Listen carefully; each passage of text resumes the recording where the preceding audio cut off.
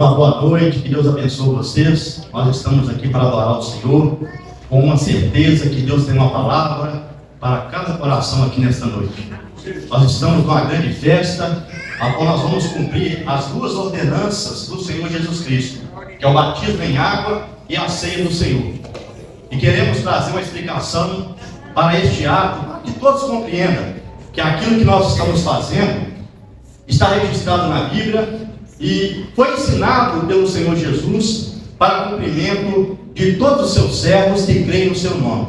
Então, que você esteja presente aqui nesta noite, nós queremos agradecer a Deus por isso, queremos louvar o Senhor pela sua vida e também em poder compartilhar bênçãos espirituais com cada um de vocês, aonde nós temos a oportunidade de fazer uma reflexão e ver como nós estamos andando, se nós estamos andando dentro da vontade do Senhor, porque as questões, irmãos, de salvação é mais sério do que a gente pensa, e mais do que nunca, pelos acontecimentos mundiais e também no Brasil, nós precisamos despertar para aquilo que Deus tem para cada um de nós. A nossa vida nessa terra, por mais boa que seja, ela é efêmera, ela é passageira. Mas quando nós vamos entender o plano original de Deus para a humanidade, nós vemos que Deus tem vida eterna para todos que creem no seu nome. Deus tem paz, Deus tem alegria, e nós vemos hoje a humanidade numa turbulência, né? Nunca se viu tantas pessoas com problemas psicológicos, as doenças psicossomáticas dominando as pessoas, síndrome do pânico, e assim vai. Tudo isso é porque o homem saiu fora da vontade do Senhor. Uma das características, uma das promessas de Deus através do fruto do Espírito é paz. E a paz que Deus nos concede não quer dizer a ausência de problema, a ausência de dificuldade. Mesmo passando por problema, mesmo passando por dificuldade, nós temos paz no nosso coração, porque nós descansamos no Senhor. Nós lançamos sobre Ele as nossas ansiedades, porque temos a certeza, temos a convicção que Ele tem cuidado da nossa vida, do nosso futuro e também dos nossos objetivos. Uma das preocupações das pessoas hoje é porque eles têm sido envolvidos pelo sistema, onde as pessoas preocupam demais com o seu futuro. E isso, até certo ponto, é bom. O ser humano quer dar um conforto melhor para a sua família, ele quer ter o melhor, muitas das vezes, uma casa boa, um carro bom, só que muitas das vezes ele esquece que tudo isso depende de uma ação divina. O nosso futuro não está no meu querer, não está na minha ação.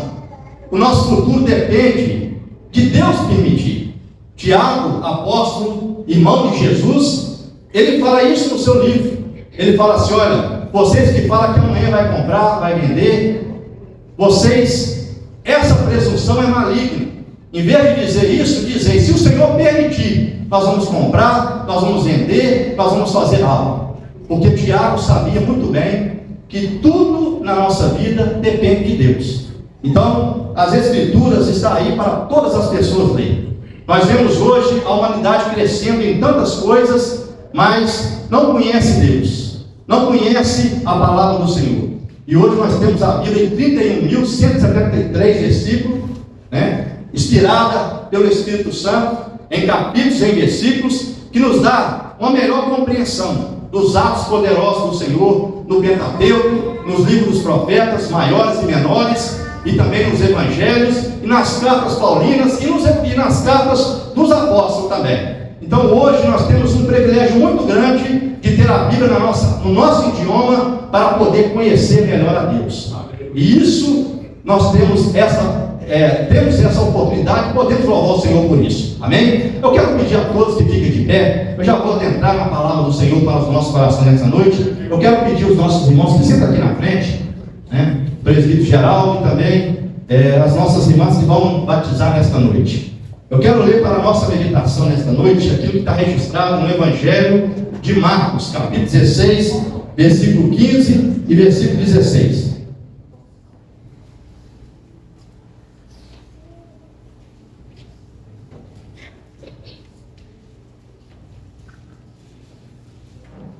Evangelho de Jesus Cristo, segundo escreveu Marcos, capítulo de número 16, versículo 15 e versículo 16.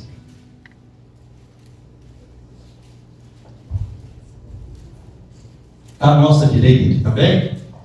Você pode ler aqui conosco. Diz assim: e disse-lhes: ide por todo o mundo, pregai o evangelho a toda criatura.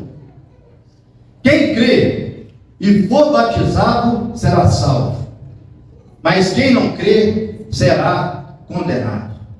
Amém?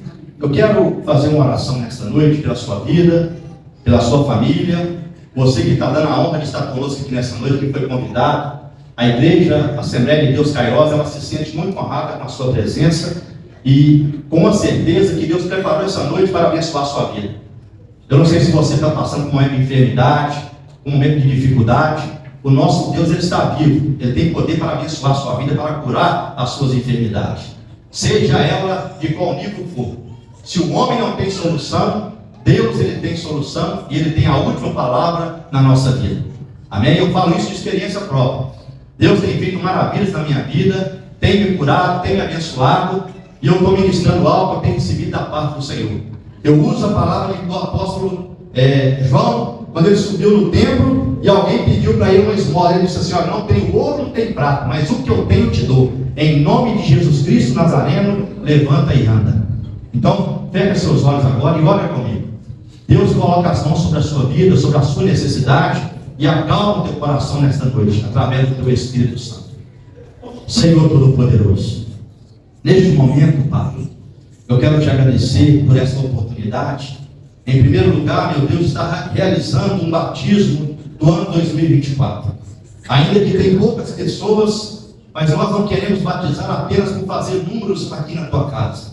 Queremos batizar pessoas que realmente têm consciência, que realmente estão entendendo a importância desse ato, e se submete, meu Deus, ao senhorio do Senhor, a uma vida, meu Pai, segundo os teus preceitos, não perfeita, porque o ser humano não é perfeito, mas esforça para te agradar, esforça para te honrar. Eu abençoo todas as pessoas que estão aqui nessa noite, Pai. Se porventura, meu Deus, tem pessoas aqui enfermas, o Senhor venha colocar as mãos agora sobre a sua vida e venha repreender em nome de Jesus. Eu creio e ministro isso na vida das pessoas aqui, Senhor, pelo poder do teu nome, porque o Senhor, meu Deus, está vivo, e o Senhor nos deu essa incumbência, essa autoridade. Pessoas que têm enfrentado dificuldade, pessoas que não sabem, ó Deus, qual direção tomar, mas que o Senhor, através desta noite, venha dar a cada um uma direção, venha abençoar a saúde, a família de cada um, ó Pai. Eu ministro, meu Deus, um tempo diferente, para a tua honra e para a tua glória, no poder da tua palavra, no nome de Jesus. Que todos aqui presentes seja receptível à sua gloriosa e eterna palavra, no nome de Jesus. Amém. Amém. Podemos assentar, prestando atenção na palavra do Senhor. O texto que nós lemos é uma ordem imperativa de Jesus para os seus discípulos. Jesus agora já estava, ou já tinha ressuscitado, e ele aparece para os seus discípulos, confirmando a mensagem que ele tinha pregado para eles durante os seus 3 anos de ministério.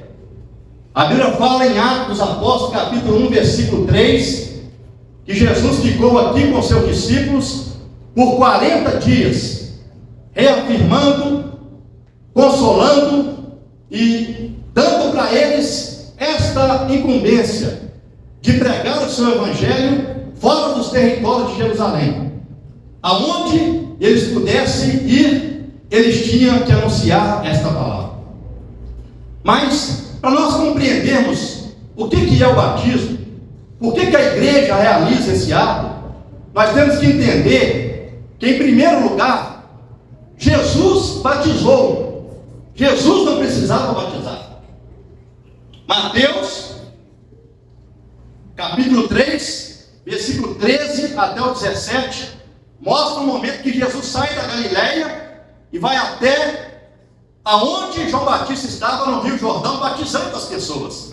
E quando João Batista viu Jesus, ele não quis batizar Jesus, porque ele sabia quem era Jesus, que Jesus não tinha pecado.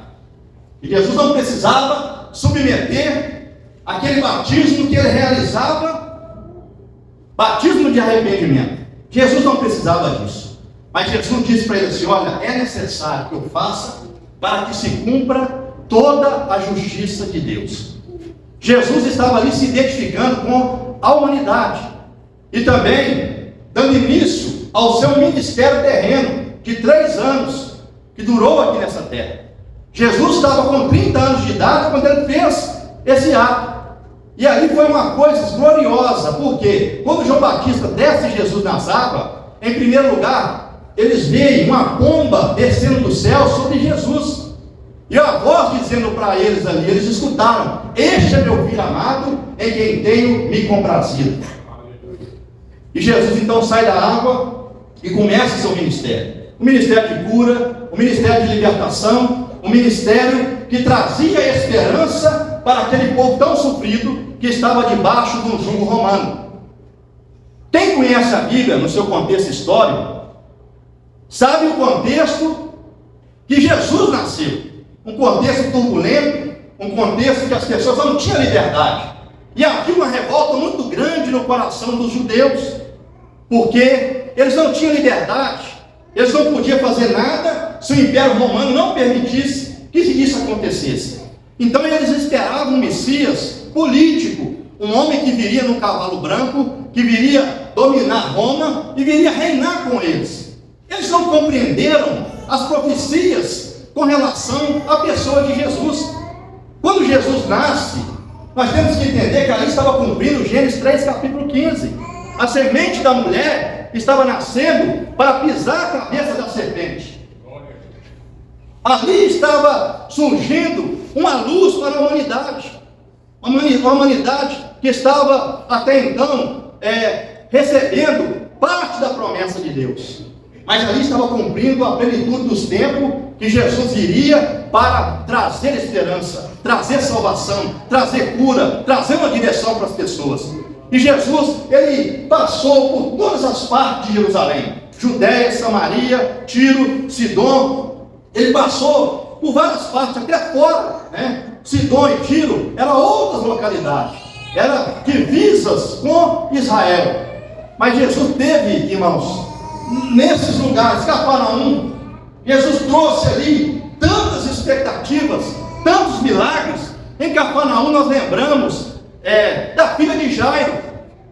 Jairo já tinha visto tantos milagres, e quando Jesus chegou naquela cidade, ele despiu das suas roupas religiosas e foi até os pés de Jesus, porque a sua filha estava em casa agonizando e para morrer. Então Jairo foi até ali para pedir a Jesus que socorresse ele.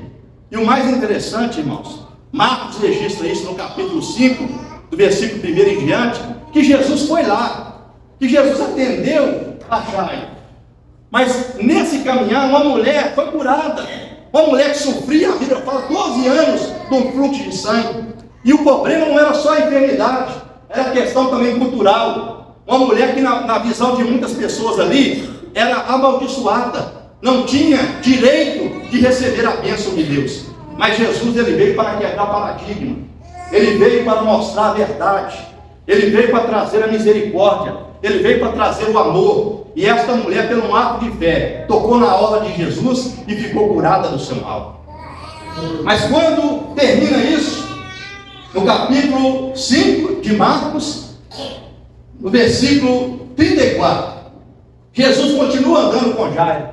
Aí chega alguns principais das sinagogas e fala com ele assim: por que você está incomodando o mestre? A menina, ela está morta. Será que nós conseguimos compreender ou imaginar essa cena? Um homem que vai com tão grande expectativa até alguém, esperando que o seu problema seja solucionado, e de repente vem um balde de água fria e dizendo que perdeu tempo. Todos aqueles atos não valeu nada, não valeu ele ter despido da sua religiosidade, não valeu ele ter rompido com várias coisas, abraçar com Jesus. Ou seja, ele tinha entrado num barco furado.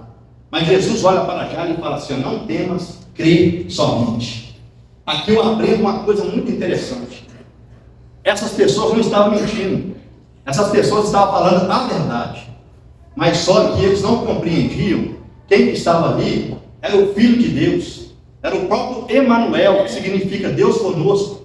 E que tem a última palavra sobre qualquer situação. E Jairo acreditou. Jairo descansou nas palavras de Jesus. E ele então chegou na sua casa. Quando ele chega na sua casa, estava um tumulto muito grande. Estava cheio de pessoas ali. Estava cheio de pessoas chorando.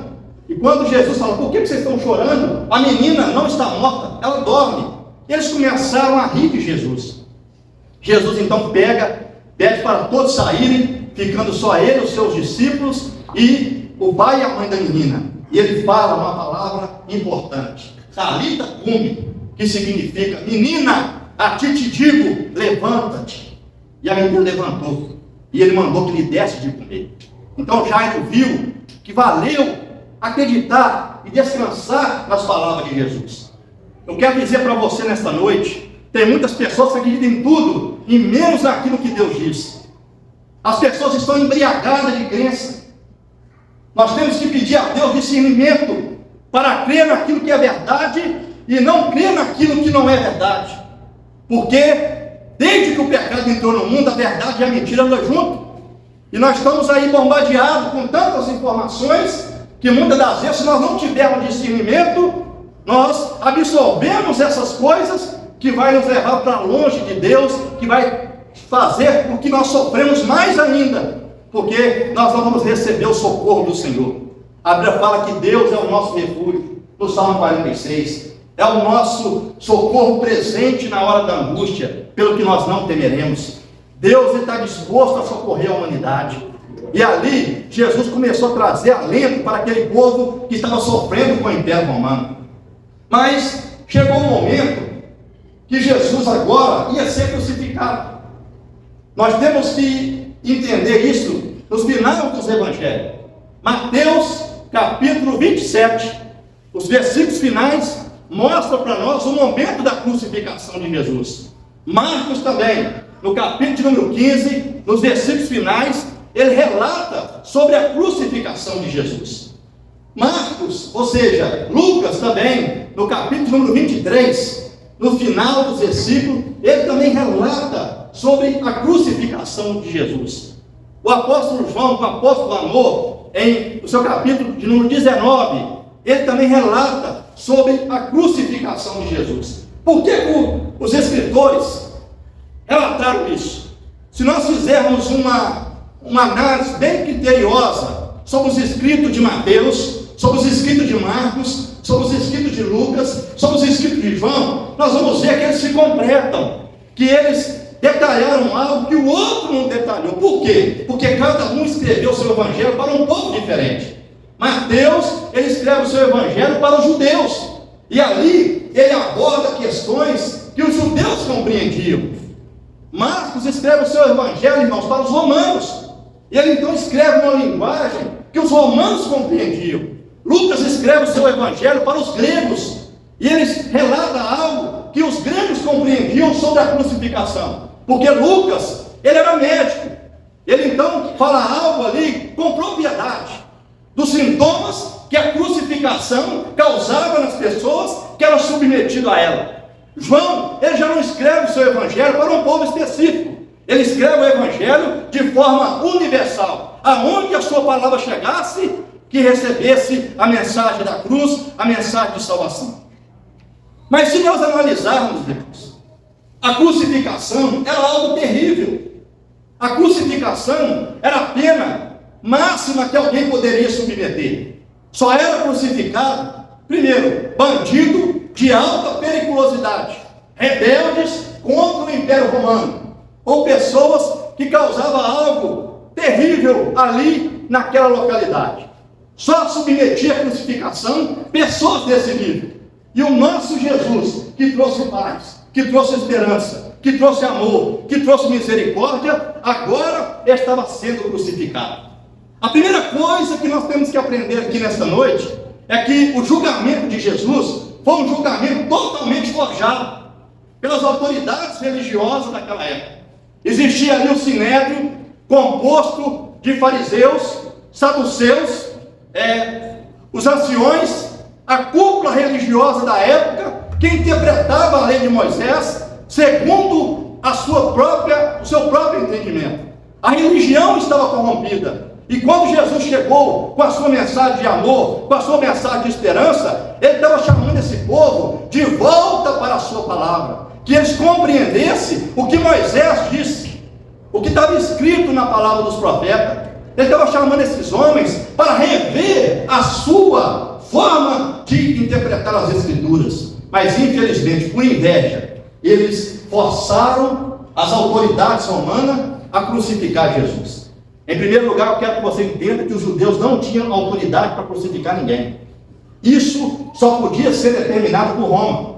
Era Roma que crucificava. Era Roma que batia o martelo.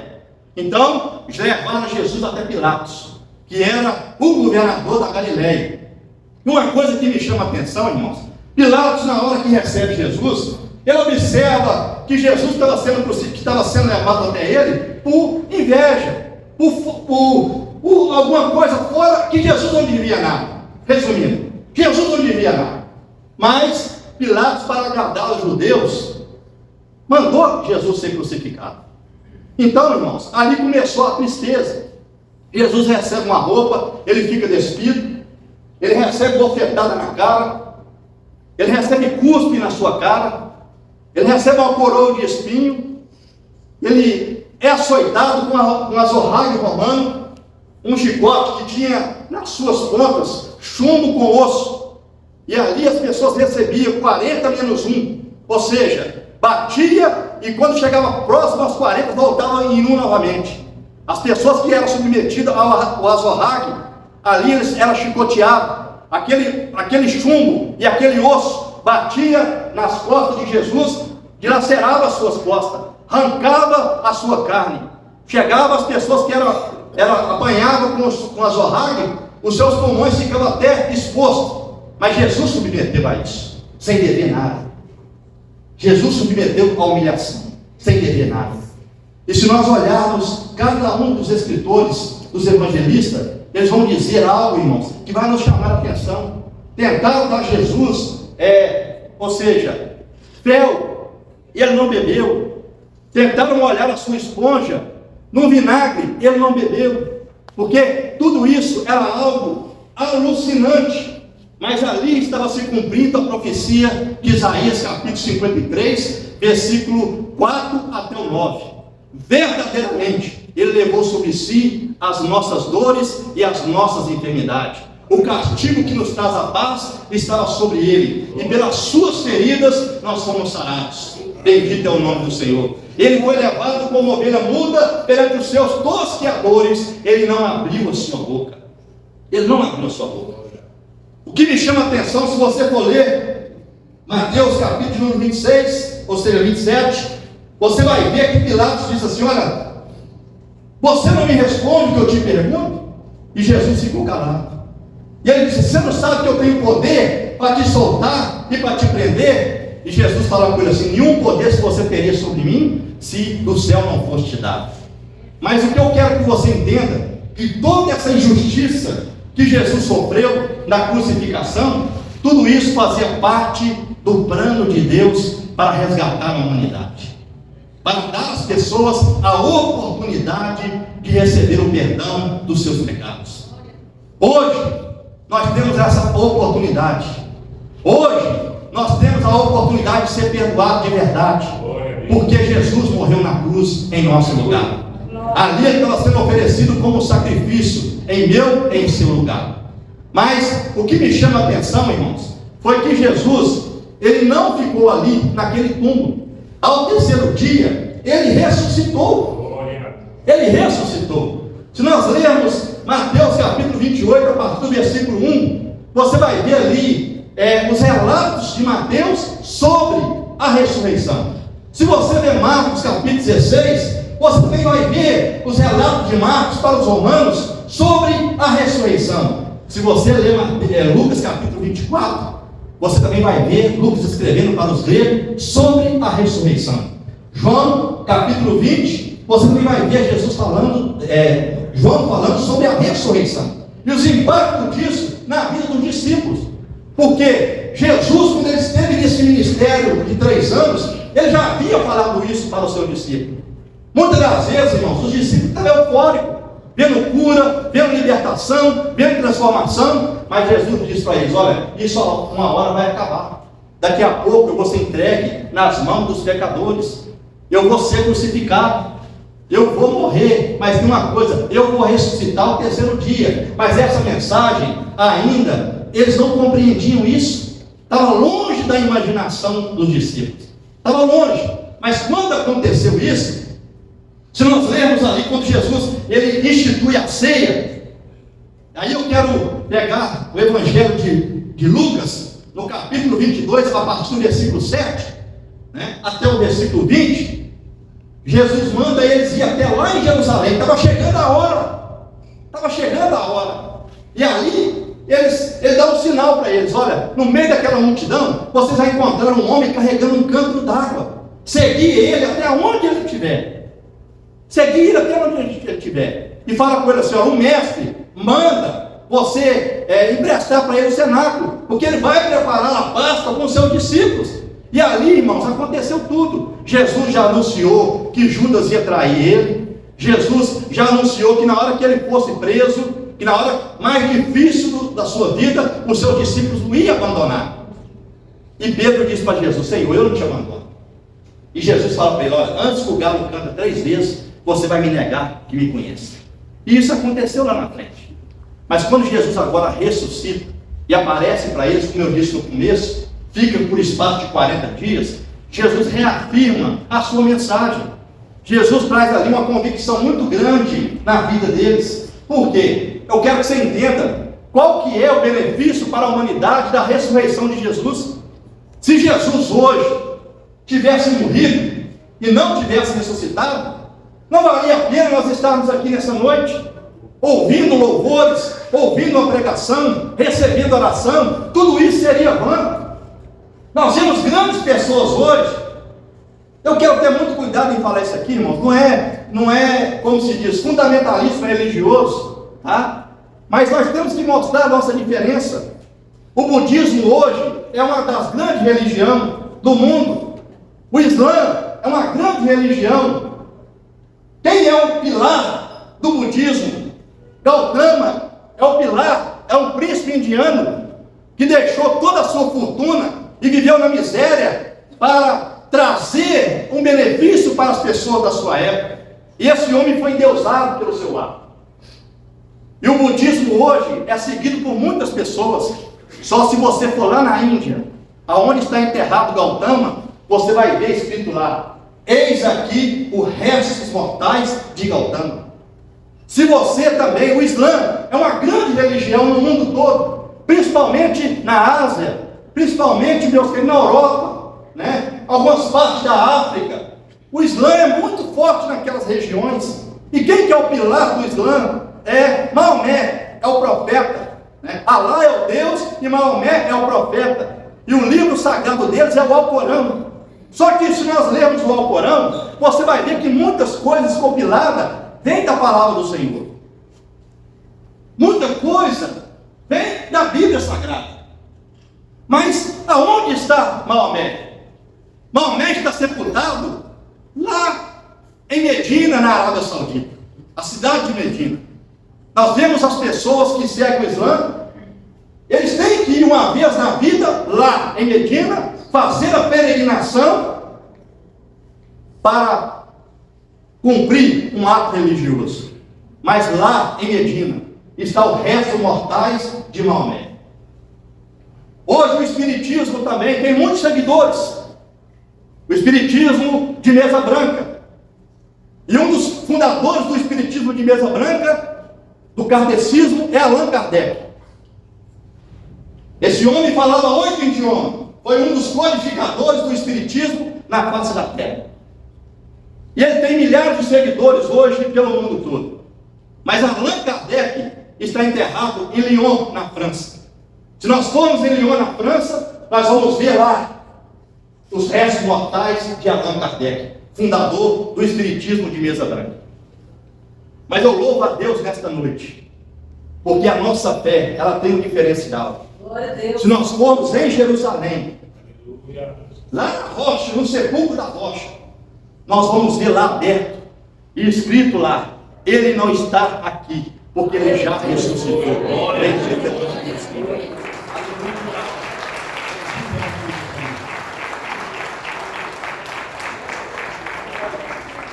Nós temos um diferencial. Nós seguimos um Deus vivo, um Deus poderoso. Por isso eu falo nesta noite: se você está vivo, Ele te cura. Se você está precisando de uma libertação, Ele te liberta. Se você está precisando de um perdão, Ele te perdoa. Porque Ele está vivo e vivo para todos sempre.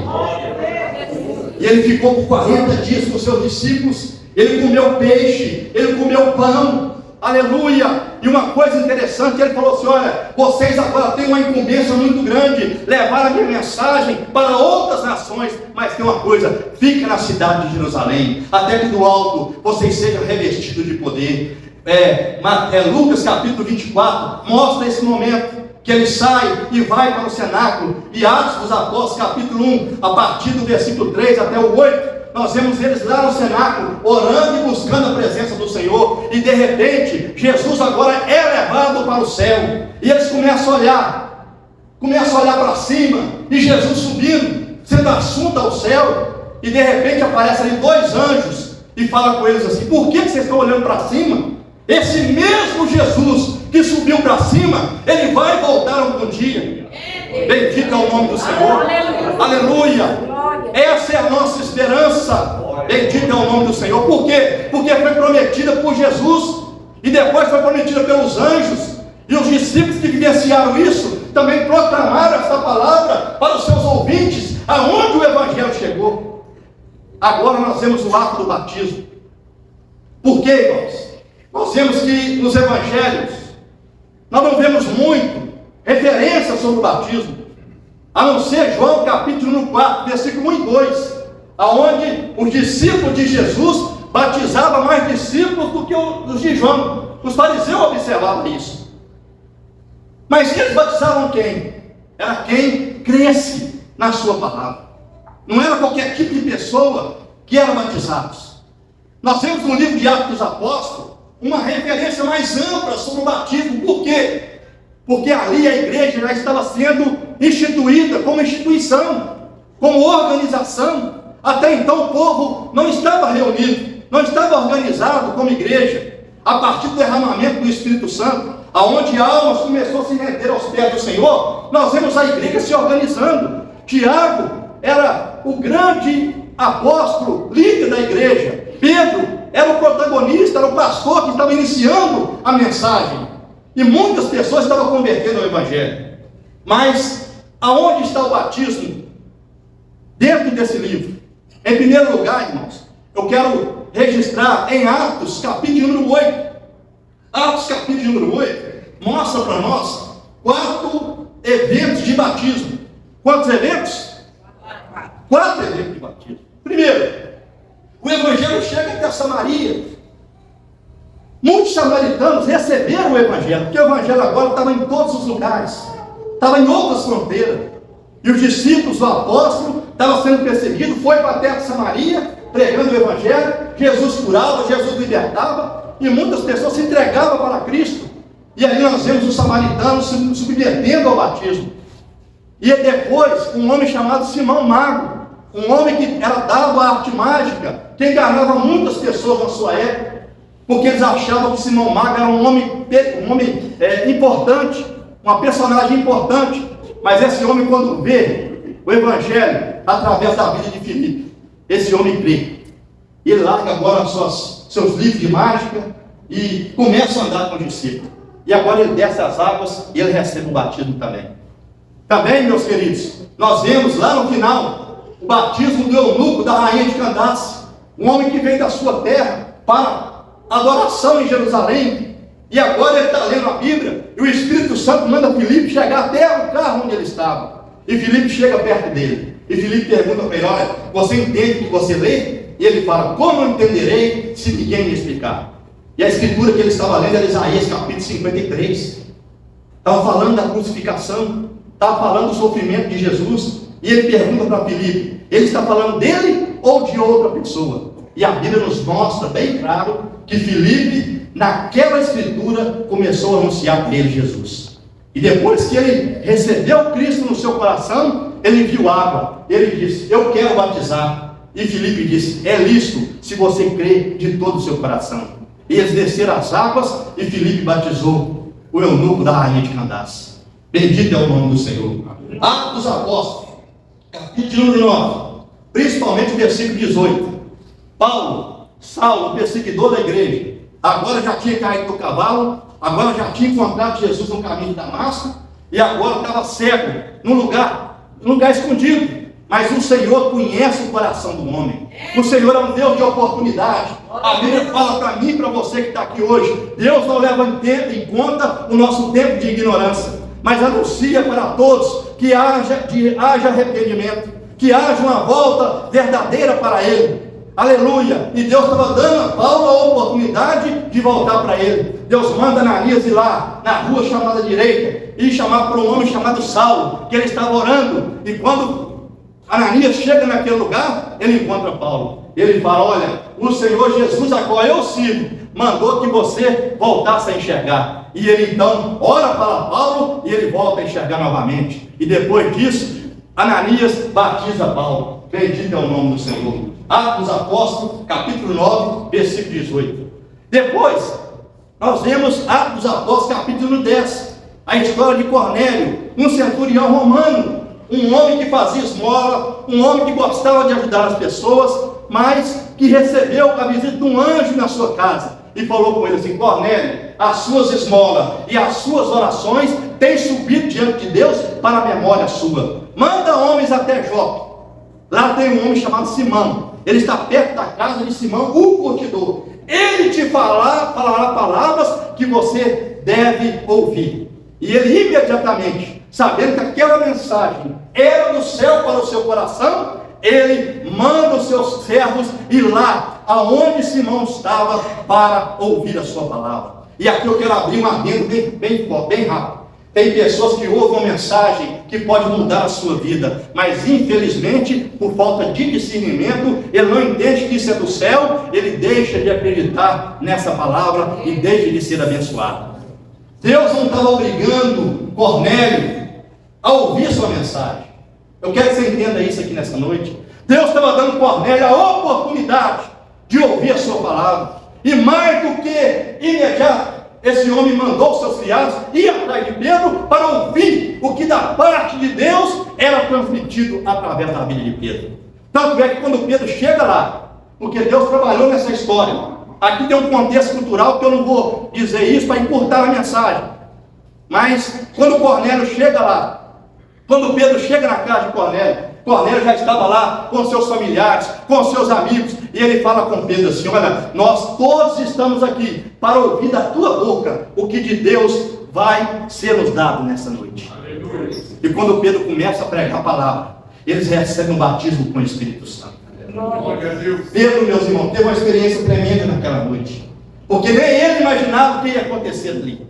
É isso que eu falo com vocês que estão aqui nessa noite. Quando nós andamos na direção de Deus, quando nós seguimos aquilo que Deus fala, Deus faz muito mais do que pedimos ou pensamos. Acontece coisa extraordinária na nossa vida. Nesta noite eu estou impulsionado pelo Espírito Santo para dizer para você que está aqui hoje: se você acreditar nessa palavra, Deus vai fazer coisa grande na sua vida. Deus vai fazer coisa grande na sua família. Coisas que você não imagina. Deus vai fazer coisas que vai te surpreender. Aleluia, bendito é o nome do Senhor, porque esse Deus está vivo, esse Deus está vivo. E quando, meus irmãos, acontece isso, Pedro incentiva eles a batizar. Atos 19, nós vimos 12 discípulos de Éfeso também submetendo um batismo. Eles não conheciam o batismo de Jesus, só eram batizados no batismo de João, batismo para o arrependimento. Mas quando eles ouvem falar sobre Jesus, eles entregam a sua vida para Cristo. E esses homens, 12 pessoas de Éfeso, são batizados. Mas, pastor, por que o senhor está falando isso para nós, pastor? Sobre o batismo na Bíblia, para que você entenda a mensagem que foi lida aqui no inicial. Ide por todo mundo, pregai o Evangelho. Evangelho vem uma palavra grega que significa boa notícia. Boa notícia, boas novas. Boas novas é o Evangelho.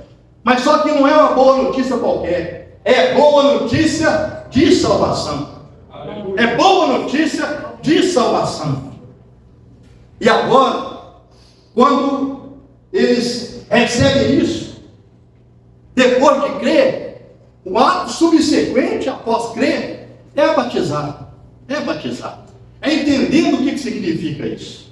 A palavra batismo, ela vem de uma palavra grega que significa imergir, mergulhar. Nós temos que entender que batismo na Bíblia, segundo os ensinamentos de Jesus e dos apóstolos, é uma ordenança. Tem instituição religiosa, eu não vou entrar em detalhe, tem instituição religiosa, tá? Isso vem do campo romano, vem do campo protestante, que ensina o batismo como algo sacramental. Está totalmente fora do ensinamento da Bíblia. Quando eu creio, qual a diferença, pastor? Sacramento e ordenança. Repete comigo, qual a diferença? Fala, está fraco. Qual a diferença, pastor? Sacramento e ordenança. Vocês não querem saber, não. Bom, mais uma vez, qual a diferença? Sacramento, ordenança. Sacramento, na visão sacramental, a água do batismo tem poder mágico de perdoar pecado. Ela transmite graça às pessoas que submetem a ela. É por isso que a pessoa batiza o outro na sua própria fé. Acontece isso, tá? Em vários segmentos religiosos. Quando eles creem que o batismo é um sacramento, ele batiza a pessoa, mesmo que não está entendendo o que está fazendo, na sua própria fé. Outros batizam fumando, outros batizam viciado em droga, outros batizam viciado em alguma coisa, porque ele crê que a partir do momento que ele descer naquela água, o seu pecado vai ser lavado, vai ser purificado, e a graça de Deus vai ser transmitida para ele a partir desse ato. Mas isso não foi ensinado por Jesus. Quando você se submete ao batismo, você já tem a graça de Deus na sua vida. O batismo já é para quem tem a graça, porque a graça é o favor imerecido. Amém? Então o batismo como ordenança, ela é um símbolo praticado que eu mostro ali, eu digo para as pessoas que a partir de agora eu sou de Jesus. A partir de agora eu estou andando segundo a vontade de Deus. Eu quero a nova vida que Cristo trouxe para a minha vida. Eu entendo o que significa a morte, eu entendo o que significa a ressurreição, eu recebo os benefícios da morte, da ressurreição na minha vida, e se submeto ao batismo, dizendo que a partir de agora eu sou uma nova criatura em Cristo Jesus. Glória a Deus, aleluia. Isso que é ordenança. É um símbolo. E Paulo escrevendo Romanos capítulo 6, versículo 4, coloca para nós, fazendo favor, é importante eu ditar as palavras e você ler aqui, porque esse versículo é importante você entender bem claro para me encerrar aqui. Romanos 6, 4 diz assim, ó, de sorte que fomos sepultados com ele pelo batismo na morte, para que, como Cristo ressuscitou dos mortos, pela glória do Pai, assim andemos nós também em novidade de vida. Quando eu entendo o que a morte de Jesus trouxe para mim, primeiro, trouxe para mim o perdão. O que a ressurreição de Jesus trouxe para mim? Trouxe a justificação. Sabe por que você pode orar hoje? Sabe por que você não precisa de mediador? Porque em João 14,6 fala que Jesus é o único mediador entre Deus e o homem. Ninguém vai ao Pai se não for por Jesus. Não tem outro mediador. Tem pessoas na Bíblia que fizeram atos extraordinários que nós temos que respeitar. Falamos aqui de Paulo, falamos aqui de Pedro, falamos aqui de tantas pessoas. Se você ler o Evangelho, quem foi que viu Jesus ressuscitado? Primeiramente, foi mulheres. Foi mulheres que levaram lá suas especiarias para ungir o corpo de Jesus. Isso estava quebrando o paradigma. Tiveram a oportunidade de ver Jesus ressuscitado primeiro que os discípulos e anunciar essa boa notícia.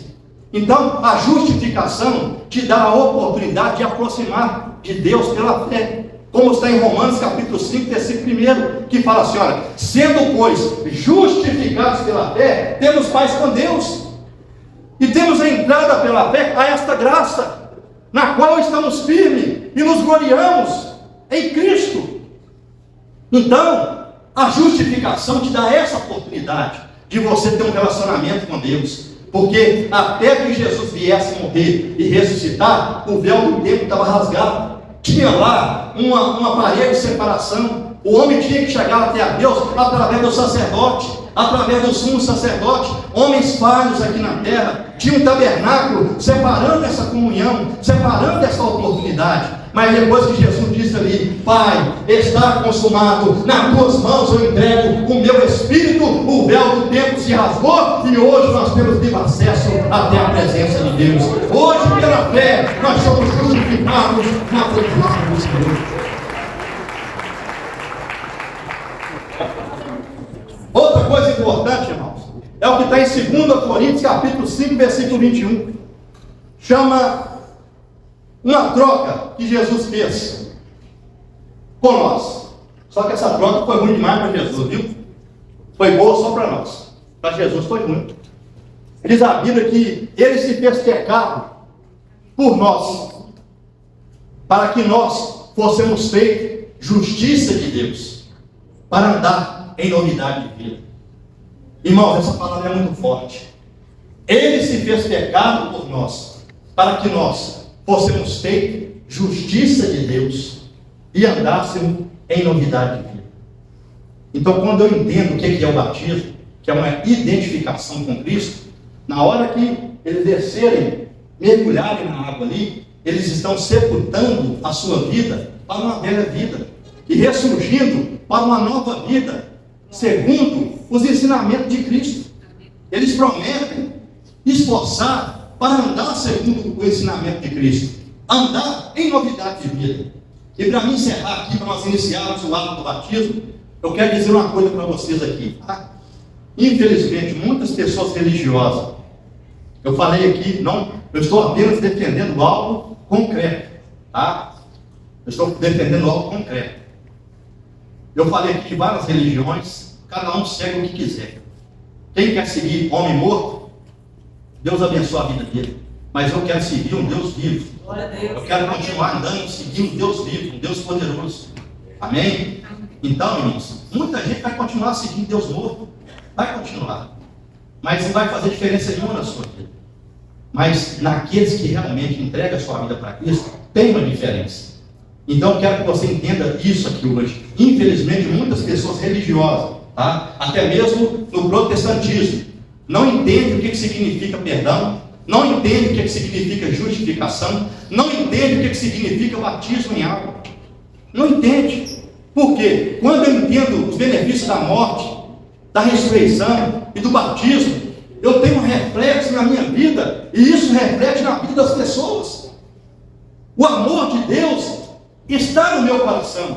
O perdão de Deus está no meu coração. Nós vivemos uma época, irmãos, que nós somos traídos por amigo, traído por familiar. Uma das coisas que Jesus diz em Mateus capítulo 24, que é o sinais dos fins dos tempos, está acontecendo hoje. Guerra, terremoto, ódio, destruição. Agora o pior, a violência.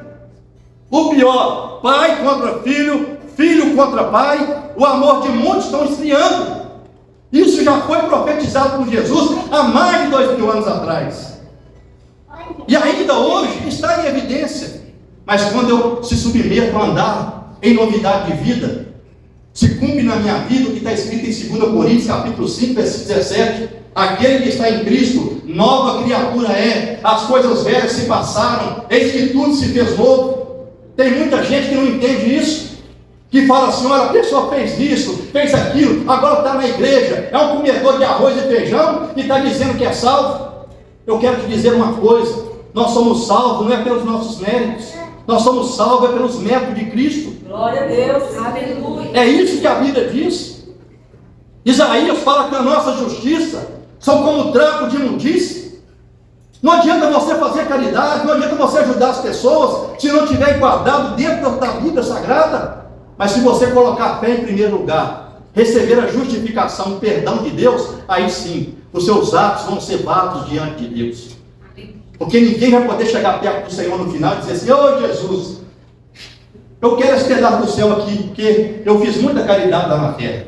Eu ajudei muita gente, eu fiz isso, fiz aquilo, eu mereço entrar no céu. Não. Se você não entregar a sua vida para Cristo de verdade, se você não tiver o sangue de Jesus na sua vida, que te purifica de todo pecado, não vai adiantar nada. Se você não for justificado por Deus, você não vai ser aceito diante do Senhor. Gênesis capítulo 1, 4 mostra isso. Ali tinha duas pessoas, Caim e Abel, filhos do mesmo pai, aprendeu a mesma coisa. E um ofereceu a Deus um sacrifício verdadeiro, e o outro ofereceu a Deus um sacrifício de qualquer maneira. E a Bíblia fala que Deus recebe o sacrifício de Abel e rejeita o sacrifício de Caim. E se você for ler lá em Hebreus capítulo 11, você vai ver por que Deus rejeitou o sacrifício de Abel. Porque Abel era um homem profano. Era um homem profano. Por isso que Deus rejeitou o seu sacrifício. Então eu quero que você entenda que o céu só vai subir quem entrega a sua vida para Jesus. Essa é a mensagem da Bíblia, irmão. É uma mensagem difícil? Não é. Por que eu vou complicar? É quando você chegar lá na pista e falar assim: olha, tem esse carro aqui que é feito de gasolina, mas eu quero colocar nele é óleo. Eu quero colocar nele é álcool. O carro não vai sair do lugar, meu. Pode até sair, mas depois vai fundir o motor. É isso que está acontecendo com as pessoas. Os homens querem ser salvos por si próprios, pelos seus próprios atos. Jamais nós vamos ser salvos pelos nossos atos. E outra coisa eu quero que você entenda aqui: Deus usa as coisas que não são para confundir as que são. Prova disso é esse que está falando para vocês aqui. Está aqui a minha irmã, minha família está aqui. Eu tinha tudo para ser um bandido mais perigoso desse bairro. Eu tinha tudo para dar trabalho. Mas Jesus entrou na minha vida. Glória a Deus. O Evangelho entrou na minha vida, mudou o meu caráter. Mudou a minha forma de pensar. O Evangelho, meu irmão, mudou a minha mente, como está Romanos capítulo 12. Rogo, pois, irmãos, que apresenteis o vosso corpo em sacrifício vivo, puro, santo e racional. Aleluia. Aleluia. Para que vocês experimentem a boa, perfeita e agradável vontade de Deus. Glória a Deus. Eu sei o que é o perdão de Deus. Eu sei o que é Deus transformar a minha mente. Glória a Deus. É por isso que eu prego esse Evangelho. Eu sei o que Deus fez na minha vida. Aleluia. Aleluia. Essa mensagem, meu irmão, não é para qualquer pessoa. Se você não saber, se você não compreender o que o Evangelho fez na sua vida, você jamais vai crer que o Evangelho vai poder mudar a vida das pessoas. Tem muita gente sofrendo, tem muita gente longe de Deus, mas quando o Evangelho entrar no coração deles, vai ter jeito. Ele vai trazer alegria para a sua família. Esse filho vai ser diferente para o pai. Bendito é o nome do Senhor. Sabe por quê? Porque ele vai ser moldado segundo Deus. Entenda isso aqui nessa noite. Nós vamos participar do batismo. Mas o batismo é uma identificação. Amém? A qual a Jamila e a Isla que vai batizar hoje, elas vão, a partir de agora, mostrar que elas pertencem a Cristo. É um sinal que elas morreram para a velha vida e está ressurgindo para uma nova vida com Cristo. Eu posso ouvir um amém de vocês? Então vamos ficar de pé agora. Vamos entrar no ato do batismo. Nasceste de novo, eterno com Deus, pertences ao povo que vai para o céu, tens a lei escrita no teu coração, em ti já habita a plena salvação. Glória a Deus. Você aceita Jesus como único Salvador da sua vida? Sim. Promete diante de Deus esforçar para andar segundo a sua palavra? Glória a Deus. Mediante a sua confissão, eu te batizo em nome do Pai, do Filho e do Espírito Santo.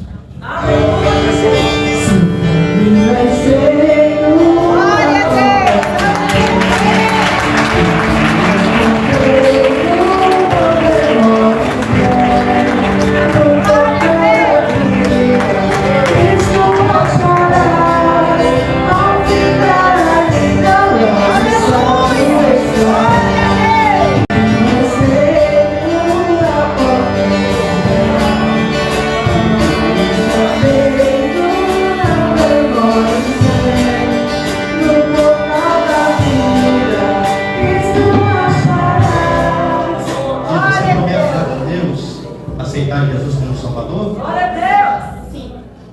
Promete seguir os ensinamentos de Jesus? Mediante a sua confissão pública, eu te batizo em nome do Pai, do Filho e do Espírito Santo. Glória a Deus. Mas